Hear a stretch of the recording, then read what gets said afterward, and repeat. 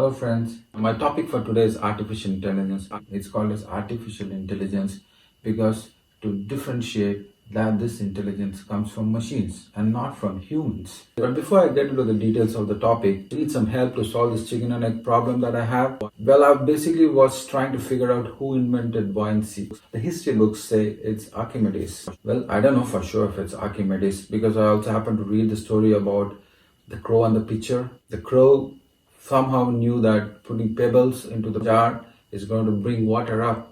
Did the crow know about buoyancy? I don't know. One thing that I think is going to help us understand artificial intelligence much better is to understand the different attributes, the different characteristics of intelligence. Let's pick a couple of small use cases. Let me start with a simple example. Almost 10 years ago, when I had to get my eldest daughter admitted to a school in India, and as always, the demand outweighed the supply. There's so many parents that were applied for the school, and the school has to filter and admit the best students in. The school had arranged an interview. When the D-Day came, we went into the school. The thousands of parents were anxious, keeping their fingers crossed, not sure how the day is going to turn up. I was called in, my turn came in. I went into a classroom. The teacher asked, "What is 4 plus 4?" And my kid said 8. And the teacher said, "Wow, such an intelligent kid." So wow, here's an example of intelligence. So this is the first trait of intelligence, the ability to give a correct answer, an accurate answer. Now my daughter is in year 10. If I go and again ask her the same question, what is 4 plus 4? I'm sure she's going to give a weird look. And why is that? It baffles me. 10 years ago, you asked the same question, it was considered to be intelligent. And now you ask the same question, except the fact that the person is grown up. That sounds like a stupid question. Why is it intelligent at a point in time, and why is it not intelligent anymore? I've just realized that Moore's law that is not only for machines, it's also applicable for living forms, especially human beings. I think as humans, we are expected to exponentially increase our intelligence every couple of years. We spoke about the crow, so why do we leave the elephant behind? Elephants can remember a person for life. They just need to meet that person once and they can remember him or her for life. And elephants are known to remember the tracks, the paths that they take in search of, when they migrate in search of water, they remember that. Even though they've taken that path once, many years ago, maybe some cases decades ago, they still remember that. So elephants are intelligent because of their ability to recollect. So here's another characteristics of intelligence. These two attributes where I said the ability to give an accurate answer and the ability to play back something that's stored in your memory is probably static intelligence. We're now going to look at another type of intelligence. And again, I'm sure most of you have gone through this experience.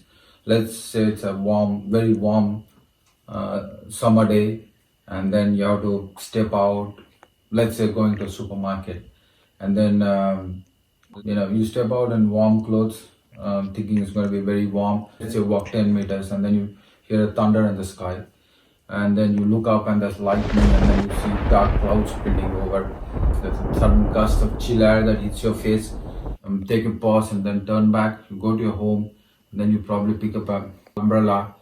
Clothes are going to keep you dry. And then you go to the supermarket. And as you walk to the supermarket, it starts to rain. You open your umbrella. Feel very happy that you're able to predict something. So again, I think this is also a type of an intelligence where you're able to use the data, use cues, use data around, and then you're able to predict an outcome. Let's call this an applied intelligence. So applied intelligence. So we've spoken about static intelligence. We looked at a case of applied intelligence. Let's pick another case. This is the last case. Let's again use this super warm summer day, and let's pick this gentleman who's resting on an apple tree, and then and this apple falls down. It falls on his hand. An apple would have fallen 1 billion times down to earth before that day. This gentleman looks at the apple and then wonders, why did the apple fall down? Why didn't it go up? And you know what? He finds that everything falls to the ground because of gravity. This gentleman is called Sir Isaac Newton, but he's found something which is not defined anywhere. There are no data, there's nothing out there. He has to start from the scratch. He has to start from ground zero and go and figure out why the apple fell down. All he knows is that the apple has been falling down for billions of years. But apart from that, probably he didn't have anything else. He has to consider everything by himself and then go and figure out why the apple was falling down. Years later, there was another gentleman by name Albert Einstein, because Sir Isaac Newton had only told that things fall into earth because of gravity. He didn't tell why gravity exists in the first place.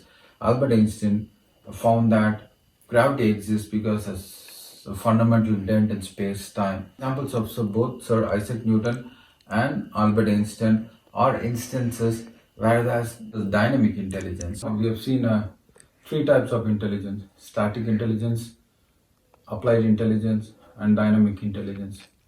So where does artificial intelligence fit in? Can artificial intelligence solve problems related to all three types of intelligence? Or it could only solve a problem of a specific type of intelligence? I think artificial intelligence definitely can do static intelligence. This is my kid's first year in school. Question of 4 plus 4 is 8. The computers have come a long way. It is given that computers will solve something in the realm of static intelligence. I think the true artificial intelligence of today is in the applied intelligence. Thanks to Moore's law, computers today have grown exponentially in their computing power, so they can solve very complex problems in the applied intelligence. So what do I mean? They can process millions of combinations of data and give you an output. But where are we when you compare to the abilities of a human mind, the ability to solve dynamic problem? Here's why I go back to the crow story. How did the crow find that the water is going to come up? Did the crow know about buoyancy? Would computers be able to find a scenario like buoyancy? I do not know. But today's computer can definitely tell. If you give it a picture, you give them a jar, it can definitely tell you the number of stones, the shape and the size of the stones that you need to put in for water to come up. Which is not an easy thing to do. It's quite a complex thing to do. It's quite an amazing thing to do. But in terms of comparison, does artificial intelligence scale up, live up to the capabilities of the human mind? I don't know. My personal belief is that they have to overtake the mind of a crow. Remember the crow that found buoyancy. They have to beat the crow before they can catch up with the human brain. But having said this, I think it's just a point in time before computers can start to solve problems in the realm of dynamic intelligence. The day is not far away. Computers are fast evolving, and I'm sure one day they would be able to do what an Albert Einstein or Sir Isaac Newton did. So thank you, friends. Thank you for listening. My next topic on this series is going to be conscious computing. Sounds interesting, isn't it? Can you please leave your comments on what you think and understand of conscious computing?